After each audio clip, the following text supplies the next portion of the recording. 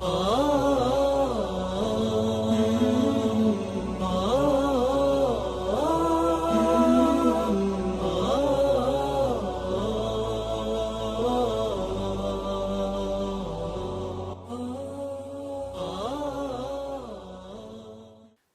بالله من الشيطان الرجيم. بسم الله الرحمن الرحيم. والذين يؤمنون بما أنزل إليك وما أنزل من قبلك وبالآخرة هم يوقنون. وتأوانك وإيمانيان بو قرآن هناك لبود دابزية وإيمانيان بو كتابانش هناك ولبيشة دابزية وهروها يقينيان بآخرتها.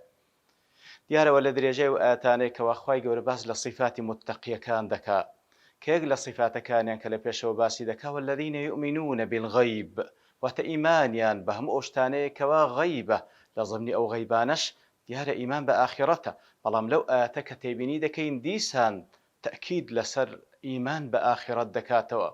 دیارە ئیمان هینان بە ئاخرەت لە قورئانی پیرۆز زۆر گرنگی پێدرایە لەبەرەوەی بەڕاستی ئیمان هینان بە ئاخرەت کاریگەری لەسەر بەندە هەیە لە بیرکردنەوەی و هەروها لە گفتاری لە کردداری لە هەڵوێستەکانی ئیتر وەکو زانایان دەفەرمونون هیچ لاپەڕەیەک لە قورئانی پیرۆز نییە باز لە ئاخرەت نەکا.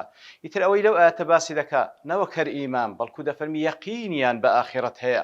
یەقین ئەو ئیمانەیە کە هیچ شەک و گومانێکی تێدا نییە و هەروها بەروبوومەکەش ئەوەی کەوا کار و کردەوەی لە دوادا دێ.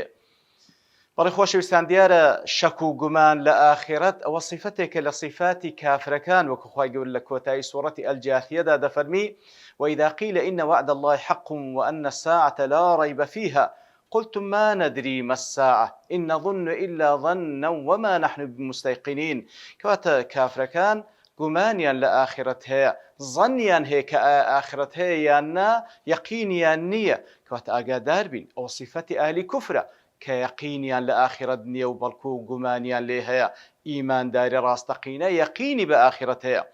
و هەروها کاتێک کە خوای گەورە لە سوورەتی التەکاثور باز دەکا لەوەی کەوا ئەلهاکم التەکاثور کەوا بەڕاستی خەریک بوون بە تەکاثور و زیادکردنی ماڵ و منداڵ و هەموو ئەو شتانەی دنیا ئەنگۆی بێئاگا کردیە لە ئاخرەت و لە خوای گەورە سوبحانه وتعالى. اینجا لە ئاەتێکدا دەفەرمی كلا لو تعلمون علم اليقين أجر علم يقين تان هبي وأجر يقين تان هبوا ما ألهاكم التكاثر أجر يقين تان هبوا براستي خريج تكاثر مال زياد كردن وزور كردن ومنافسة كردن ندبون أو يقينش بتشي دروز دبيت خوشويستان ديار أو يقينش وكوزانان دفرمون بويكوا رسوخ بكي لعلم الشرعي وتدها مزري لعلوم الشرعي تواو تيدا شارزابي واروها مجاهدي نفسي خود بكي لكارو لو كارو كردواني كوا لخواي قورد نزيق دكاتوا يتر دفرموت ساكترين سرتاوش